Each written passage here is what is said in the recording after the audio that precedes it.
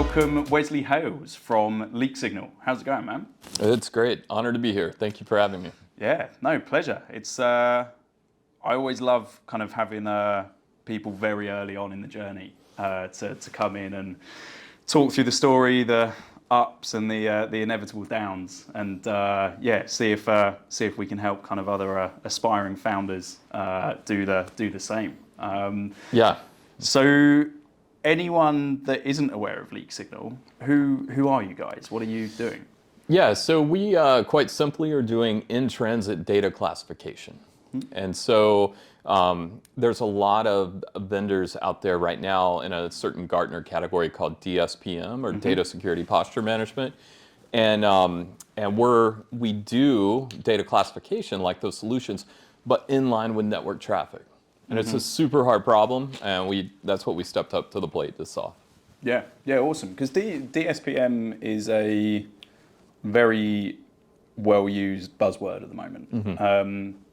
So what are you doing that's different to the reasonable number of vendors in the DSPM space? So DSPM traditionally is data at rest scanning. So I have an Azure environment, I might have an AWS environment, and I want you as a vendor to hook up to that and tell me where's all my sensitive data, where are all my problems essentially, and let's fix those, let's understand them, let's inventory the data. And that's great, that's needed, right? But what we don't have in comparison to that is where's the data going? The data flows as they leave a service, a production level service. And so that's the problem we're solving. A similar company that was kind of in the space that we were in is Flow Security, and they were just bought by CrowdStrike for like 60 or 70 million, I think. Yeah, good stuff. And I remember you saying in our kind of prep call for this, you were talking about how being encrypted doesn't necessarily mean you're secure. And is there, from the companies you're selling into, is there this kind of, are you having to educate that the encryption is not de facto security, or do they already understand that problem? A quick one here from Oliver, one of the co-founders of Asperon Search. Our CyberBytes podcast showcases the security ecosystem's most exciting companies, but we do much more. Our talent solutions give security vendors the competitive advantage by building high-performing go-to-market and technical teams globally. If you're looking for your next role or need to hire the best talent in this competitive market, then reach out to us directly via our info@email in the show notes. Let's get back to it. I think most people get it. I think that we have relied on TLS or encryption on the wire for a long time, because for an extended period of time, that just wasn't happening. Folks were just deploying services. There was no encryption. There was things were in plain text. I remember running air snorts on traffic in like 2006. I was on a public Wi-Fi, and you could literally, people were logging into their Yahoo emails, and you could just pull it down, right? You could capture those usernames, passwords out of the air. So fast forward to where we're at today, and MTLS and encryption itself for traffic is almost handled out of box by most frameworks, especially the frameworks we go into, which is called service mesh, things like Kubernetes, Istio, OpenShift, those types of things. So you get that out of box, folks rely on that. They're like, hey, checkbox, right? And then, but what the industry or what most practitioners really haven't or may not have thought about is the fact that once you have an auth token, once you have a credential or a token, TLS doesn't matter. Because you're accessing the service as it was intended. So then data flows freely at that point, and no one's watching that data, and that's why we exist. Yeah, good stuff. And like talking about your existence, was it kind of a eureka moment that you realized there was a problem and you had the idea of the solution, or was it like a build up to the founding decision to found the company? I think when you start a company or startup in cybersecurity as a vendor, I think you have an idea of what you want. You're lucky if that idea holds throughout the journey. I think that you start out and having the willingness to be loose and fluid is key, because your idea may be great, but there may be no market acceptance. May be no product market fit, and that's truly the challenge is finding product market fit. You can have ideas all day long, executing on that, taking it to market, and then selling it is a whole nother story. Yeah. And how is that going so far? Because there's especially with the macroeconomic climate and obvious concern and questions over early stage companies. How are you finding selling into, because I know it's mainly like financial service organizations, larger enterprise customers. How are you finding that challenge of going in as a seed stage 2-year in vendor? Yeah, I'll be honest with you. I mean, we had a lot of interest. So coming out of the gate, once we finalized on the idea of saying, hey, we're going to monitor all the traffic going in and out of an environment, because for the past 25 years, it's been all about what's going in. And so as a seed company, taking that idea to market in 2022 is really kind of when we started incubating, and then 23 was really when we started getting a lot of interest.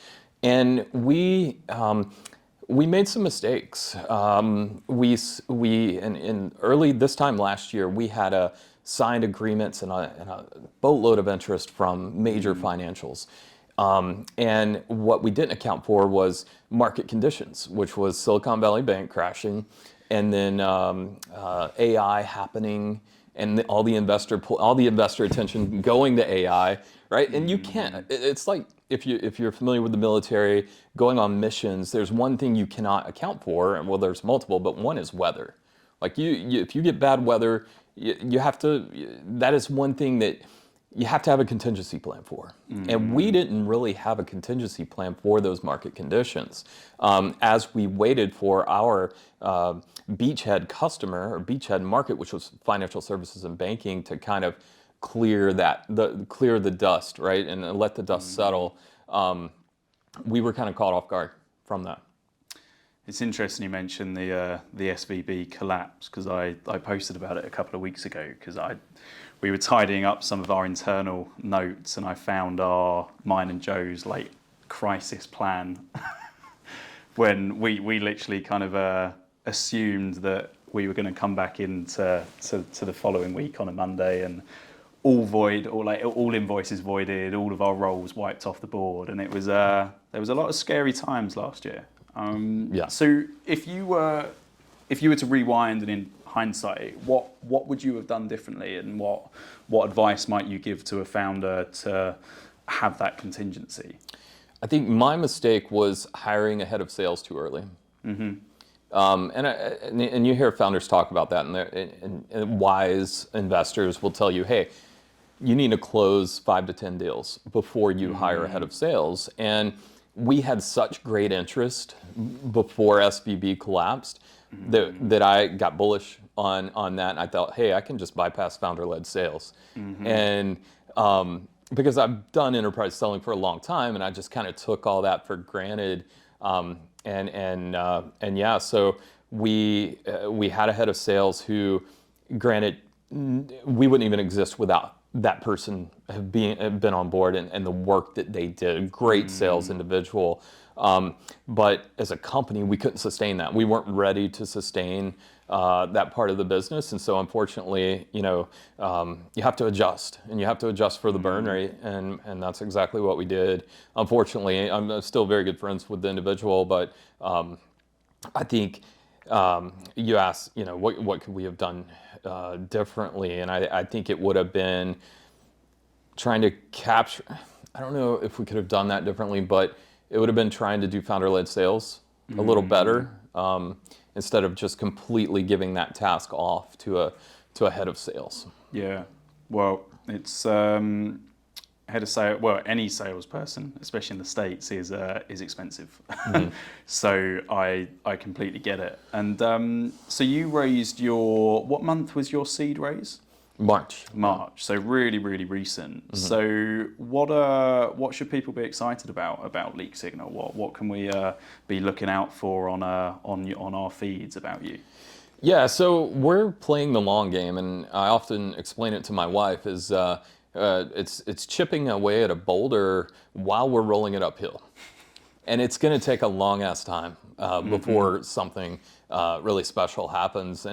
But in doing that and having that long-term vision, it's going to bring a lot of great things. So number one, we're the big differentiator between us and most cybersecurity vendors is we're open. We're free to use. If you want the source code, we'll give it to you under NDA for the module that we have. And many of our components are open source. So we have a very open mindset. We're not a black box vendor that says, hey, we've got this special network an analysis tool that is going to do great things for you, but you can't see what's under the covers. So everything we're doing is open and free. You can actually take our product today, which is openly distributed, and deploy it in a cloud native stack. And use Prometheus and Grafana and still get data flow analysis just with open source tooling. Like you don't even have to talk to us. And so that enabling the enabling practitioners and those that care about data security to have full data leak coverage with the proper tooling is what it's a legacy that we'll leave no matter if we die tomorrow.